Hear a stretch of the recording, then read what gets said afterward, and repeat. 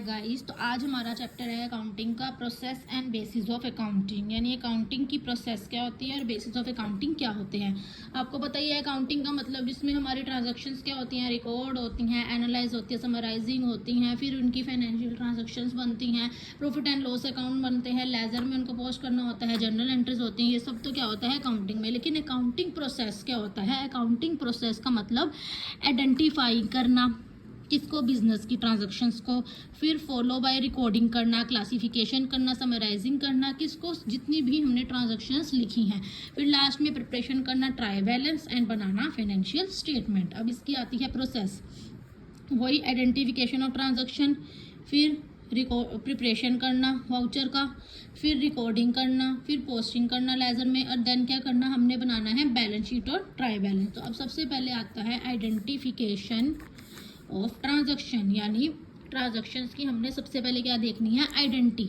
अब आपने देखा होगा कि हमने पीछे पढ़ा था कि जितनी भी ट्रांजैक्शंस होती हैं उन सबको आइडेंटिफाई करना, लेकिन कौन सी ट्रांजैक्शंस को आइडेंटिफाई करना, जो सिर्फ मनी से रिलेटेड हैं।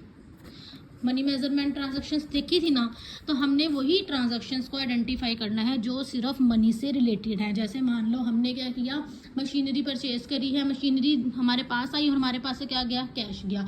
तो हमने इन्हीं ट्रांजैक्शंस को लिखना है कि क्या हमारे पास पैसा आया है, क्या हमारे पास से पैसा गया है। यानी मनी की ट्रांजैक्शंस में ही सबको आइडेंटिफाई करना। तो इसमें बोलो, देखो लिखा है accounting deals with business transactions which are monetary in nature. ठीक है, मॉनेटरी नेचर में वही, in other words the transaction which can not be measure and expenses in terms of money can not be record in accounting. ठीक है, ये जितने भी खर्चे वगैरह express in terms of money की टर्म्स में ही है, वो सारी क्या करनी है, हमें रिकॉर्ड करनी है। अदरवाइज हमें और कुछ भी बिजनेस की ट्रांजैक्शंस में से रिकॉर्ड नहीं करना। उसके बाद it is necessary that these transactions are evidence by appropriate document such. अब जैसे मान लो कैश की फॉर्म में आई है तो कैश मेमो हो जाएगा, परचेज की फॉर्म में है तो परचेज इनवॉइस हो जाएगा, सेल्स की फॉर्म में है तो सेल्स इनवॉइस हो जाएगा, paid in slip, passbooks etcetera documents जितने भी होते हैं ये सारे प्रोवाइड करने एविडेंस। और जितनी भी ट्रांजैक्शंस हैं इनको क्या करना, इसको इन्हें बोलेंगे हम सोर्सेज डॉक्यूमेंट।